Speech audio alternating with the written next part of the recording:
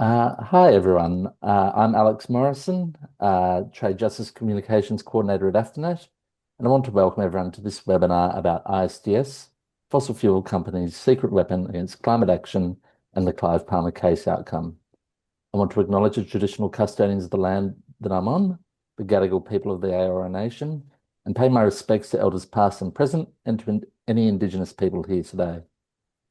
AFTINET is a network of community organisations that supports fair trade policies consistent with human rights, labour rights and environmental standards, including the urgent need to address the climate crisis. This webinar will discuss how ISDS is being used to challenge climate policies worldwide, the next steps in the Clive Palmer cases, and what governments must do to remove ISDS and protect climate action. Today we have three speakers, Dr. Kyla Tianara, Canada Research Chair in Economy and Environment and an Associate Professor in the School of Environmental Studies and the Department of Global Development Studies at Queen's University, Kingston, Maria Poulos-Conklin, Parliamentary and Political Relations Manager at the Australian Conservation Foundation, and Dr. Pat Reynolds, Honorary Research Assistant at the University of Sydney and Convener at the Australian Fair Trade and Investment Network. After the speakers, we will have the remaining time allowed for questions. We ask that everyone please stay muted throughout the speakers and also note that this webinar is being recorded. Our first speaker is Kyla Tianara, who will be speaking on global trends and ISDS threats to climate action. Great. Thank you so much, Alex. And thanks also to Pat for organizing this webinar and giving me an opportunity to present my research here today. And thanks to everyone for coming out. So I also just want to acknowledge the Kaurna people as the traditional custodians of the Adelaide region, which is where I'm speaking from today. I am from Canada, but I'm currently in Adelaide for my sabbatical year. So I am not going to assume prior knowledge of investment treaties in the audience. So I'm just going to start with the basics of what they are and why they matter in this discussion. First thing to note is that there are a lot of investment treaties, more than 2,500 currently in force. And the vast majority are what we call bilateral investment treaties or BITs, which are signed between two countries. But there are also regional or preferential trade agreements that include investment chapters. You may be familiar, for example, with the Trans-Pacific Partnership. And we also have one sectoral agreement that you may have heard of called the Energy Charter Treaty or ECT, which had more than 50 members, mostly from the EU, before countries recently started withdrawing from it. So the key mechanism in these treaties that makes them so powerful and so dangerous is that they provide a specific group of private actors, foreign investors, with direct access to a system of international arbitration without first having to exhaust local remedies. In other words, foreign investors can bypass local courts completely if they have a dispute with a government and go directly to this process of ISDS, Investor State Dispute Settlement. Through this process, investors can bring claims for monetary compensation if a government implements policies that has a negative impact on their investment. And then a panel of 3 individuals called arbitrators will decide whether the government has breached one or more of the vague provisions that are found in these treaties.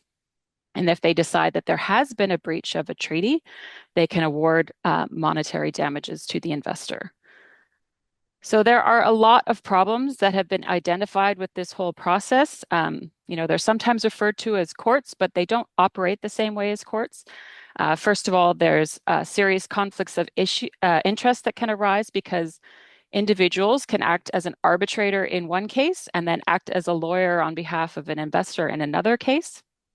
This is something that would never be allowed in a domestic court system. You can't have lawyers acting as judges in some cases. There are also issues with a lack of transparency in the process. Proceedings in most cases are not open to the public, and documents are not always published. There are also very limited opportunities for third parties, such as environmental organizations, local communities, to intervene and participate in the proceedings in any way. And then there are the costs of the proceedings, which can drag on for many years, and these can be pretty astounding. So I think the Most recent data was that it's around 5 million US is the average cost for states, but we know there are cases where governments have spent in the range of 20 to 40 million dollars just on defending themselves. And I know that later on, Pat's going to talk more about the Clive Palmer cases. And in just one of those cases, in the early stages, the Australian government's already spent more than $13 million. Another issue is that if an award is made against the state, there's very limited options to challenge it. There is no appellate process, as there is, for example, in the World Trade regime.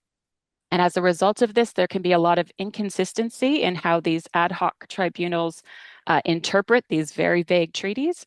That makes it difficult for governments faced with a dispute to know whether or not they're likely to be successful in their defense. So I don't really have a lot of time to delve into the sort of legal jargon and content of the investment treaties, but I'll give a brief overview, and then if anyone has questions in the Q&A, we can dive into more details. Most investment treaties include the following standards of treatment and protection for investors: national treatment, most favored nation treatment, fair and equitable treatment, and protection from expropriation without compensation. There are others, but these are the ones that come up most frequently in environmental and climate policy disputes. I just want to highlight fair and equitable treatment as being the provision that is most likely to be invoked by an investor in a claim, also the most difficult to pin down. One of the most problematic aspects is the interpretation that is very popular among these arbitral tribunals that states need to meet the quote unquote legitimate expectations of investors. That means that an investor can argue that if it didn't think that a policy was going to change over time, then it should be insulated from the impacts of that change. Obviously, you can see how that would be relevant in the climate policy sphere, where we have constant changing knowledge updates in terms of science and changing approaches in terms to how we tackle the problem. The bottom line here is that the provisions are very vague, open to interpretation, and that gives a great deal of power to these tribunals, and it creates a lot of uncertainty for governments. And that uncertainty is particularly dangerous because the system can result in really significant amounts of public funds being paid out to these private investors. So this is a graph from a report produced by the UN Trade and Development Group, which shows the phenomenal increase in the size of ISDS awards in recent years. The average award in the decade between 1994 and 2003 was only 25 million US, and that has increased tenfold to an average of 256 million in the decade between 2014 and 2023. Tribunals have awarded sums exceeding 100 million in more than a quarter of all ISDS cases that have been won by investors. And the reason why these awards are so large is that tribunals are increasingly awarding investors not just what they had actually spent on a project up until the date of the dispute, but also the potential profits that they might have made if the project has proceeded as they had planned. And tribunals are doing this even in cases where the project was at the very initial stages of planning or development and may not even have had all of the necessary permits, like environmental impact assessment permits and things like that. So this has been widely criticized as experts by being very inappropriate, but there's no one keeping arbitrators from doing this. When it comes to large awards, there's one sector in particular that has been doing very well in ISDS, and this is the fossil fuel industry. So fossil fuel investors are big users of the ISDS system. 1 out of every 5 cases is related to a fossil fuel project, and there have been at least 350 cases so far, and many of them are recent and still pending conclusion. Fossil fuel investors have also been big winners in the system. If a case makes it past the jurisdiction stage, then they have a 75% chance of winning, which is actually much higher than the average across all other sectors. And they've won a lot of compensation so far, at least $82.8 billion in damages. And that, I should note, is money that can then be reinvested in more fossil fuel projects, further exacerbating the climate crisis. So I'm just going to highlight some fossil fuel cases now that I think are particularly relevant for climate policy.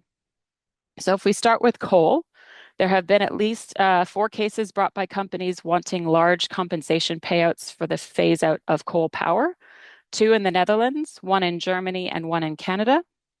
It has also been argued by some that the threat of ISDS influenced the German government's decision to provide an overly generous compensation package to some coal power companies because they were trying to stave off the threat of ISDS. Other cases relate to coal extraction. I won't talk about the Palmer cases because Pat will address those, but there's an ongoing case in Colombia where Glencore is challenging a court ruling that halted the expansion of a coal mine until further environmental assessments could be completed. And there's this case in Canada that's been brought by Gina Reinhart's company last December that I cannot find any information about. I'm presuming that it relates to the company's efforts to push through a very controversial open pit coal mine in Alberta that has been repeatedly rejected by the local community.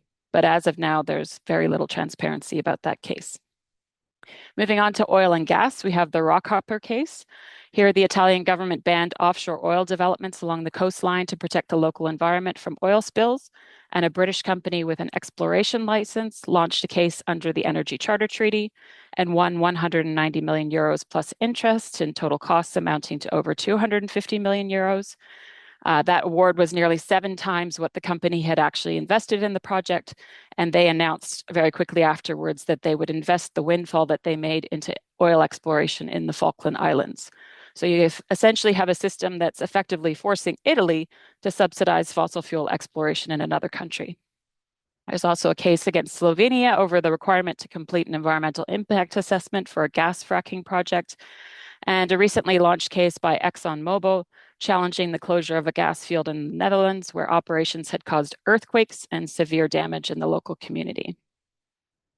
In addition to fossil fuel extraction and power production, we also have cases related to fossil fuel infrastructure. TC Energy, a Canadian company, brought a case against the US over the cancellation of the Keystone XL pipeline. That was an incredibly controversial project that would have taken oil from the Alberta tar sands across several US states and down to refineries in the Gulf Coast. The US did win that case at the jurisdictional stage, essentially because Canada and the US were smart enough to remove ISDS when they renegotiated their trade agreement. But there is also another ongoing case over the same project that has been brought by the province of Alberta through a company that it owns that also invested in the pipeline. Also ongoing is the Ruby River case, where an American investor is challenging the rejection of a proposal to build a gas terminal and pipeline in Quebec, Canada. And that rejection was based on climate concerns as well as the impacts on Indigenous communities. So going beyond existing cases, I've done some work with colleagues at Boston University to try to predict where future cases might arise. This was published in Science in 2022 and then Climate Policy in 2023. We looked specifically at upstream oil and gas projects that would be canceled if the world followed the International Energy Agency's 1.5 degree pathway, which says that there's no need for new oil and gas fields beyond those that were approved by the end of 2021. We found that at least 19% of the world's oil and gas projects that didn't have a final investment decision by the end of 2021 were protected by investment treaties. That's likely an underestimation because of some limitations of our methodology. But we estimated that if states were going to cancel those projects, they could be liable for up to $340 billion, which is more than the total amounts of public climate finance globally in 2021. The most important part of our findings, I think, is if you look at the distribution of risk around the world. Clearly, there are some countries that are facing some of the greatest potential liabilities, which is shown in the darker red regions on the second map here, have very little capacity to deal with ISDS cases or to pay awards. I would also highlight that Australia does show up pretty clearly on this map. All of this data is now sort of out of date, but I think it's just worth keeping in mind, especially if something like, for example, if Santos was to be bought up by a foreign company. I know that's been something that's been discussed a lot. What would that mean in terms of increasing the ISDS risk related to fossil fuel projects in Australia? So that's all the bad news. There is some good news, which is what I'll end on. The good news is that governments are increasingly waking up to the fact that the system is terrible and needs to be either substantially reformed or, my preference, abolished. The problem is there's more than 2,500 treaties out there, and the efforts are very fragmented. And this is why we need a country to come forward, I think, really to try to lead an effort to bring like-minded countries together in some kind of arrangement to get rid of as many treaties as possible at once. And I do think this is where Australia could play an important role. And ideally, it could have an initiative launched at COP31 in Adelaide if that happens as is widely anticipated. I think Pat may have more to speak on that topic as well. So I will just end there, but I do just want to reiterate that I'm in Australia for the next 10 months or so. So if there are any groups that are interested in working more on ISDS, please feel free to reach out to me at the email on the screen. Thanks so much. Thank you, Carla. Our next speaker is Maria Poulos-Honklin, Parliamentary and Political Relations Manager at the Australian Conservation Foundation, who will analyse ISDS threat to climate action from the perspective of an environmental activist. Thank you. Thank you so much. Hi, everyone. Thanks for having me for this important discussion. And thank you, Pat, and AFTINET for organising this panel. And Kyla, that was really informative. And I think there might be a bit of overlap with what I'm saying, but I'm going to bring an environmental campaigner's perspective on ISDS. And what I'd like to do, look, it's really important, as Kyla just said, because we've got the COP around the corner. Brazil is getting close. And as Australia is preparing to co-host the COP31, this is the right time for this discussion. And what I would like to do is to cover three areas today, where Australia is heading on climate and industry policy, why investor-state dispute settlement cuts across that, and what practical fixes might look like. And I know that might cut across what Pat's doing, so do stop me, Pat, if I go into areas you're going to discuss in your presentation. So where we are heading, Australia's climate goals are clear, as you all know. We have a 43% emissions reduction target by 2030, net zero by 2050, and we've just announced our 2035 target to reduce emissions in the range of 62 to 70%. And this is backed up by policies like the Safeguard Mechanism to lower industrial emissions. And of course, we, at the same time, have the Future Made in Australia agenda, which aims to make us a renewable energy superpower, building clean manufacturing, adding value to critical minerals, and creating regional jobs. Now, to actually deliver on this, the government needs room to move. We need to phase down coal and gas. We need to tighten pollution rules, and especially methane, and steer investment into transmission and clean industry. Now, the simple truth is that the stronger our climate policy is and becomes, the more ISDS risk bites. It becomes a real threat. And we've seen in that last presentation and other analysis by groups such as E3G that investment protection given to fossil fuel assets via ISDS is misaligned with our efforts to phase out fossil fuels. And every dollar tied up in defending an investor-state dispute settlement claim is a dollar not going into building transmission lines or transmission lines to connect renewable zones in Queensland and New South Wales, or not supporting workers in the transition, or not restoring bushland that stores carbon. So look, I won't, this is like we've been through this in the last presentation, but basically, it's the cases run in private tribunals. There is no precedent, there is no appeal, the legal costs are high, and awards are huge. We just heard that. And we've seen examples where fossil fuel companies have used it to push back on coal phase outs, offshore drilling limits, and permit refusals. And the biggest impact is not just the payouts, it is the policy chill. And ministers slow down and water down action because of the legal risk. And we've seen that in many cases already. We've already been through a number of cases, and Kylie, that was really interesting. I'd love to get your slides of all those cases, but a few more examples where we can see policy chill in practice. New Zealand joined the Beyond Oil and Gas Alliance only as an associate member, not as a full member, because they were worried about, they expressed concerns about investor lawsuits if they committed to ending new oil and gas permits. And this is a government openly dialing back ambition due to the risk of investor-state dispute settlement. We've seen many cases in Germany, like Germany's coal exit saw compensation for a lignite operator rise sharply, and officials acknowledge that avoiding a possible lawsuit under the Energy Charter under the Energy Charter Treaty influenced the higher payout. In other words, paying more to avoid being sued. And we saw Vattenfall, the case where a Swedish energy firm launched a 1.9 billion billion investor state claim against Germany over permit delays for a coal-fired power plant. And that ended with a settlement that required the city to drop extra environmental safeguards. And there's the case of Netherlands, which I think you may have gone through, Kyla, if I saw correctly. So I want to just quickly go through some of Australia's specific exposure. Now, Australia has a sizable investor state dispute settlement footprint, around 25 agreements in force that include this provision. Roughly 15 are standalone bilateral investment treaties, about 10 are free trade agreements that include ISDS. And then we have the big plurilateral agreements that Kyla went through, including the Association of Southeast Asian Nations, the ASEAN Australia New Zealand Free Trade Agreement. Japan's agreement doesn't have an ISDS, but there is a review clause to include it in the future. But the China and Korea ones do, and that is important for a reason. It matters because Korea, China, Japan, India, and other countries have major stakes in our fossil fuel assets. Now we've got companies like Japanese companies like Mitsui & Co., Mitsubishi Corporation, that hold interest in projects such as the Northwest Shelf, Wheatstone and Browse.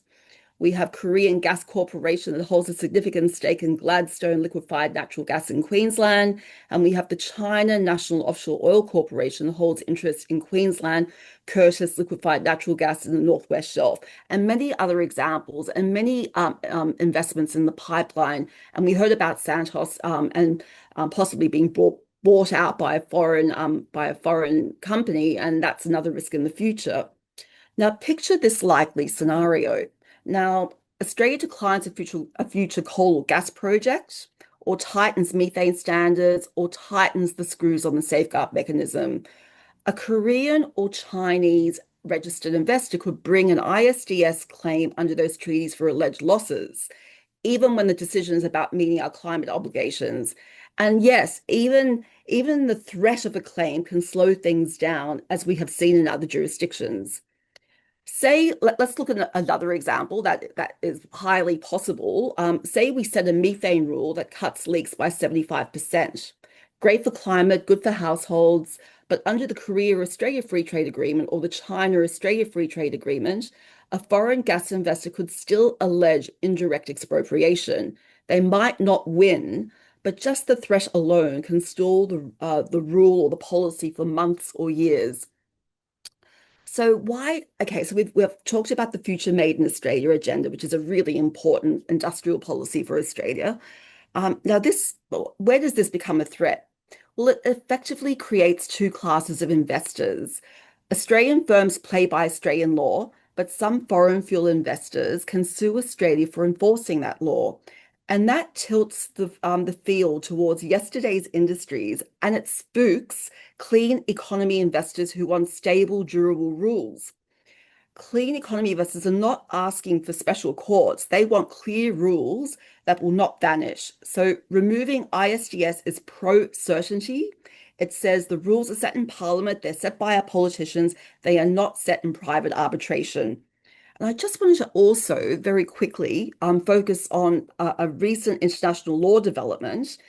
In July 2025, the ICJ issued an advisory opinion that countries have legal duties to prevent climate harm, and that includes regulating high emitting activities and, where necessary, revoking or declining licenses. In other words, knocking back coal and gas. It also said investment rules should be read in light of those duties. In plain terms, Australia has a positive obligation to act. ISDS provisions that penalise such action are out of step, and they are not aligned. They are misaligned. So the ICJ is clear. We have a duty to prevent climate harm. Aligning our treaties with that duty is not radical. It is simply respecting international law. The practical fixes that are simple and doable: neutralize the risky exposure, prioritize removing ISDS from all FTAs, and remove special carve-outs for climate and environmental measures that phase down the fossil fuels and methane standards. Second, keep ISDS out of future deals, be consistent. And 3, lock in a Paris-aligned safeguard, make it a standing rule that no agreement should prevent Australia from meeting its climate and biodiversity obligations. And 4th, publish the exposure. Ask DFAT and Treasury to map sector by sector ISDS settlement risk and potential liabilities and treat it as a fiscal risk in future budgets. Investors value transparency. And 5th, finally, lead internationally. Work with partners to modernize or retire outdated protections that prop up fossil fuels and set climate-consistent investment norms across international forums. To close very quickly, we can deliver 62 to 70% by 2035. It's not that ambitious a target, but we can do that and build a renewable energy superpower and allow Australia to become a renewable energy superpower if our trade rules do not sabotage our climate rules. Reforming ISDS is basic climate sovereignty and good industrial policy. No country becomes a renewable energy superpower while paying compensation to keep coal and gas alive. So I'll leave it at that. Thank you so much. Our third and final speaker is Pat Ranald, Honorary Research Associate at the University of Sydney and convener at the Australian Fair Trade Investment Network. And she'll be speaking on the Clive Palmer cases and next steps for the Australian government. Okay, so I'm going to talk about Clive Palmer's recent iron ore ISDS case decision and his 3 correlated ISDS cases and where to from here, and some of the issues about action that we can take on those to get our government to do more. How is Clive Palmer using ISDS? So, as we've heard, investor-state dispute settlement is really about giving extra legal rights to global corporations that already have enormous market power, and they lack the safeguards of national legal systems. So they're secret, there's no independent judges, precedents or appeals, and there are inconsistent decisions. They're not in all trade and investment agreements, but corporations can change the location of their investments to use ISDS in particular agreements. And this is what Clive Palmer has done. So Australia does have a policy against ISDS at the moment under the Labor government. After years of community campaigning, Labor adopted a policy against ISDS in new agreements and to review it and remove it in existing agreements. And this applies to both Global North and Global South countries. The current Labor government elected in 22 and 25 has excluded ISDS from new agreements. And it is doing a review of existing agreements, but it's a slow process. There's 25 agreements with ISDS and we have 10 that don't have ISDS. Australian billionaire and pro-Trump politician Clive Palmer has taken advantage of ISDS in the ASEAN Australia-New Zealand Free Trade Agreement and initially also in the Singapore-Australia Free Trade Agreement. Singapore is a member of ASEAN as well. But there are now 3 claims proceeding under the ASEAN Australia-New Zealand Agreement. So how did he do this? He registered his mining company in Singapore, claiming to be a Singapore investor, used ISDS in Australian trade agreements with Singapore to claim a total of 420 billion in compensation from the federal government in 4 separate cases. So the first claim of 300 billion relates to a dispute with the Western Australian government for an iron ore mining license. So it's not about coal. That one isn't about climate change, but he lost this dispute in the High Court. His 3 other claims of 120 billion are because community campaigning led Queensland courts to deny licenses for a coal mine, a coal-fired power station, and use of offsets for environmental reasons. And the basis for this decision included their contribution to carbon emissions, as well as local environmental impacts. So what Clive Palmer is doing, he's using ISDS to bypass Australian court decisions and to challenge democratically decided climate policies. And these join a growing global list of ISDS claims. The last three are against climate action.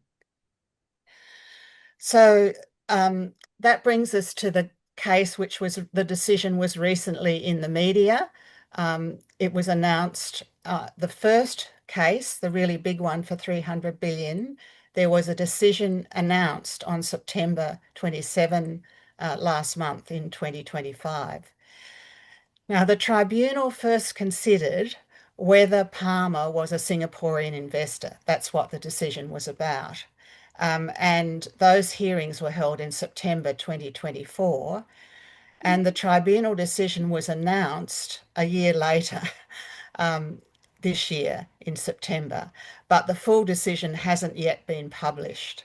So we have an announcement by our government of what the decision was, but we can't, the tribunal hasn't yet published the full decision, and both the length of time and the lack of publication illustrate the sort of secrecy and difficulties with this whole system.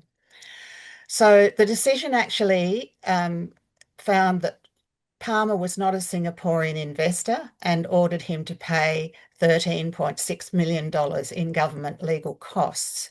And both parties, that is the government and Clive Palmer, had previously agreed to suspend hearings on the 3 coal-related cases pending this decision.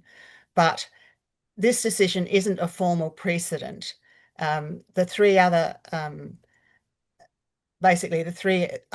tribunals in the 3 other cases don't have to decide that he wasn't a Singapore investor in those cases. They'll all be heard separately. Now, what the government hoped was that Palmer would withdraw the 3 remaining cases if he lost the threshold issue about the Singapore investor in the first case. But and the government actually said that when it announced the decision. It said, "We remain hopeful that with this clear ruling from the tribunal, Palmer will withdraw his remaining claims against Australia, but the government, if he doesn't, will continue to defend them." Now, Palmer's response is that he's going to challenge this decision, and that means it's possible that he'll proceed with the 3 coal-related claims. So Palmer is challenging the decision by seeking annulment in the Supreme Court of Switzerland, which is what is called one of the seats of the international tribunal process, which can enforce things like payments. The way that ISDS is enforced is through national governments agreeing to enforce its rulings through national court processes. And Switzerland is the relevant place in this particular case. Now, this Swiss court is not an appeal mechanism in the broad sense because it can't consider the merits of the decision. It can only consider technical issues like whether the tribunal was properly constituted, or in some cases they can make recommendations about particular amounts of compensation and so on. So this means that his claim may not succeed because he can't, although he claims that he's appealing the whole thing, this Swiss court can't hear the actual merits of whether he is a Singaporean investor or not. It can only deal with very narrow technical issues. So it means his claim may not succeed, but it does mean that the government has to spend extra time and cost for government. And for those of us who are familiar with Clive Palmer, we know that he's got very deep pockets and is prepared to prolong litigation for a very long time. But the fact that he's challenged this decision indicates that he's not withdrawing and may proceed with the other 3 coal-related cases. So this means that Australia could face years of litigation and tens of millions in legal costs for each case. even if Palmer loses. And when they announced the decision, the Australian government said Australia should never have had to spend 2 years and 13.6 million defending an investor-state dispute claim brought by an Australian national, and that the government remains committed to actively engaging in processes to remove or reform investor-state dispute settlement mechanisms. So we need to take the opportunity of this Palmer's likely continuing with these coal-related cases to campaign for the government to speed up the implementation of its policies. And as Kyla mentioned, there is some hope in that a number of governments are responding to community campaigns. So this map shows global north countries in orange and global south countries in green that are responding to community campaigning and are excluding or limiting ISDS provisions. So we have South Africa, Brazil, India, Ecuador, Honduras, Bolivia, and other Latin American countries. In addition to South Africa, there are a number of countries in Africa, and the African framework for their free trade agreement amongst themselves currently has no ISDS provisions. US and Canada have already been mentioned.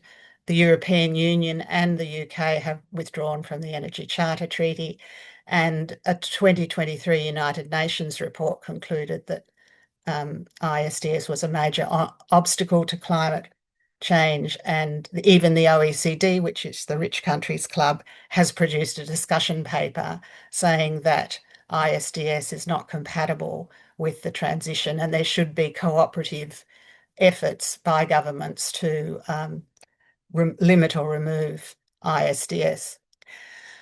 So what we're asking the government to do is to speed up ISDS reviews that it's already conducting. That's reviews of existing agreements, and also to identify ISDS as a major barrier to climate change at the next climate conference, COP31 in 2026, and work with other governments for ISDS exit strategies. There are other opportunities there, and some of these have been mentioned by Maria. There are reviews of these regional large agreements, the ANZ ASEAN one between 15 Asia Pacific countries, and the CPTPP, which is a Pacific Rim agreement involving Pacific and countries in the Americas. That's next year. We want Australia to take the lead on getting ISDS out of those agreements, and we want them to speed up the review it's doing of 3 existing bilateral agreements with Argentina, Pakistan, and Turkey.